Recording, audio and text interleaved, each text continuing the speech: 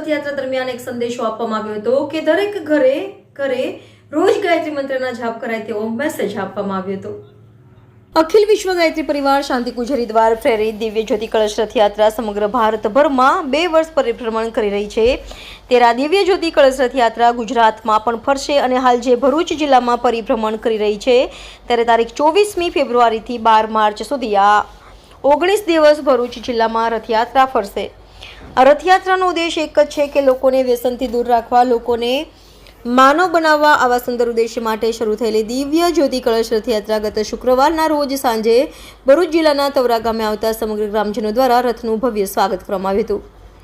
સમગ્ર ગામમાં દિવાળી જેવો માહોલ જામ્યો હતો। ગામના મુખ્ય માર્ગ ઉપર ભવ્ય લાઇટિંગો અને શેરીએ શેરીએ રંગોલી સહિત વિવિધ પ્રવૃત્તિઓ દ્વારા રથની ભવ્ય સ્વાગત કરાયું હતું તથા રાત્રે 8 કલાકે ભવ્ય દીપયજ્ઞ યોજાયો હતો। આ દીપયજ્ઞમાં સમસ્ત ગ્રામજનો જોડાયા હતા તથા 1 માર્ચના રોજ વહેલી સવારે દિવ્ય જ્યોતિ કળશ રથયાત્રા તવરા ગામથી પ્રસ્થાન કરી શુક્લ તીર્થ તરફ પ્રયાણ કર્યું હતું। રિપોર્ટર રવિ સૈયદ, તહેલકા ન્યૂઝ, ભરૂચ।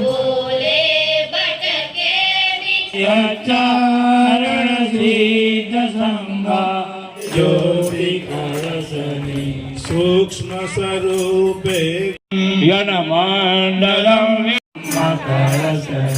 प्रखर प्रज्ञा स्वरूप। अखिल विश्व गायत्री परिवार शांति कुंज हरिद्वार द्वारा समग्र विश्वની અંદર એક દિવ્ય જ્યોતિ કળશ રથની યાત્રા શરૂ થઈ રહી છે।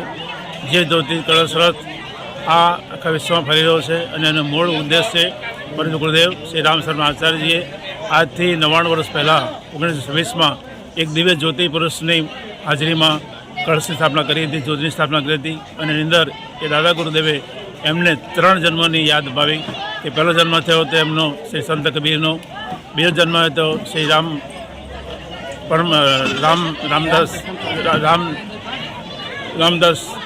રામદાસ, ત્રીજો રામકૃષ્ણ પરમહંસનો અને ચોથો જન્મ થયો છે અત્યારે શ્રી રામ શર્મા આચાર્યજીનો, જેમણે આ દુનિયાની અંદર જે કંઈ તકલીફો છે, મુશ્કેલીઓ છે એને દૂર કરવા માટે આ દિવ્ય કળશ આખા વિશ્વમાં ફરી રહ્યો છે। એનો મૂળ ઉદ્દેશ છે આ ધરતી પર સૌનું અવતરણ અને માણસમાં દિવસનો ઉદય।